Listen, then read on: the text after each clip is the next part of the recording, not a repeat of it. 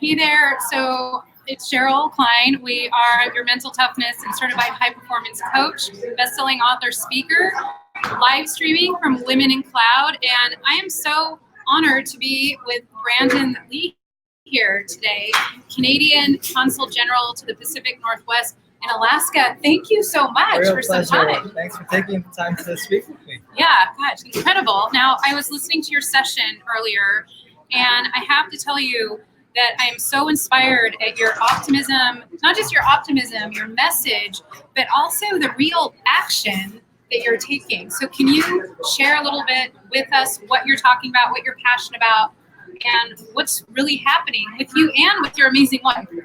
Sure. With pleasure. Well, as I'd mentioned on stage, I represent Canada.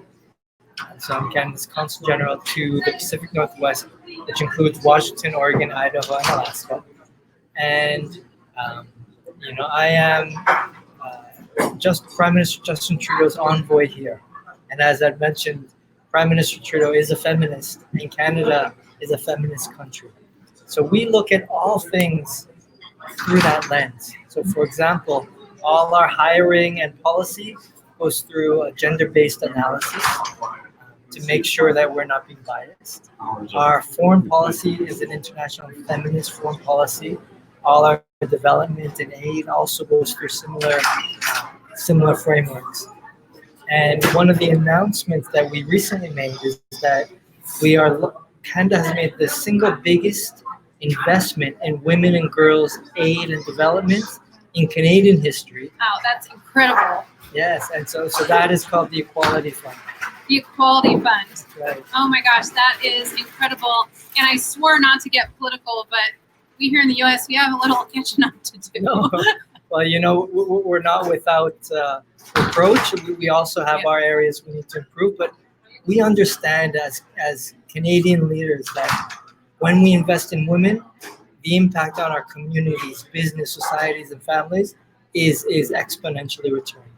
Yeah, so true, so true. And if you don't mind, I might ask you a question that might be a little uncomfortable. Is that okay? Sure, with pleasure. Okay, awesome. What is the one thing that you feel is holding us back the most?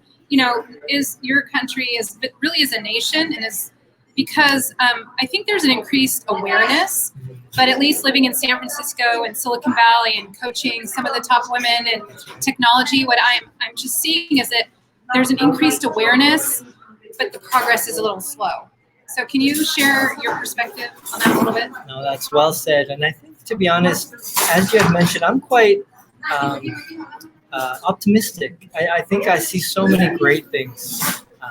We just see large multinationals taking big aggressive steps. We just saw Goldman Sachs announce that they will not launch another IPO unless their board has women on it. And that was huge, by the way. And that's huge, isn't it? Yeah. So we're seeing very aggressive steps. But to answer your question, I think the biggest thing holding us from moving even faster is, I would say, maybe in a politically correct way, I would call it apathy.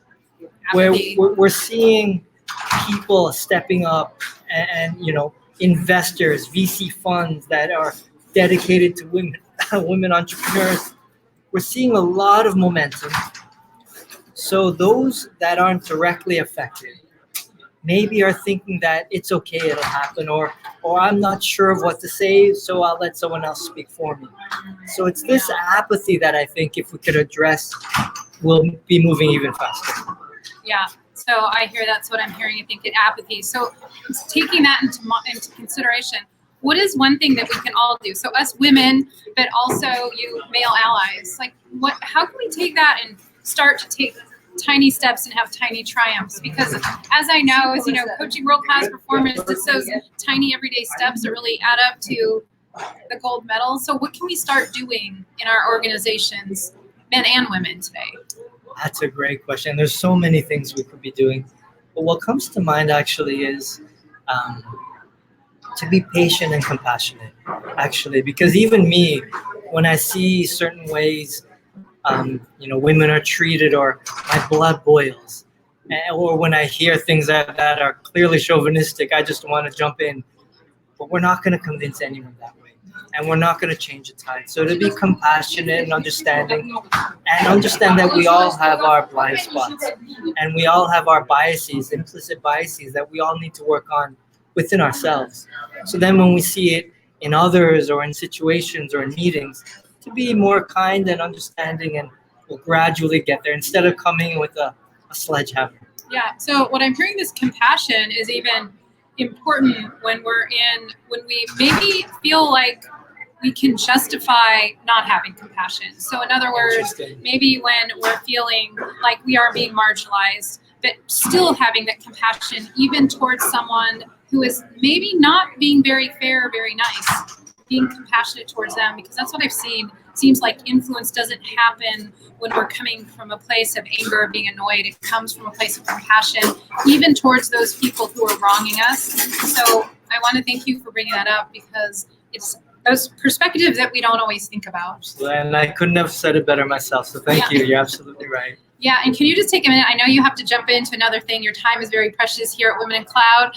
But can you just share a little bit of your amazing wife? I would say your better half, if I can say that. She's my much better half, for sure. And, what is she up to? And Sure. So Giovanna Mingarelli, my wife, she's probably the most impressive woman that I know, and I'm very fortunate to be married. I'm going to make sure she hears this.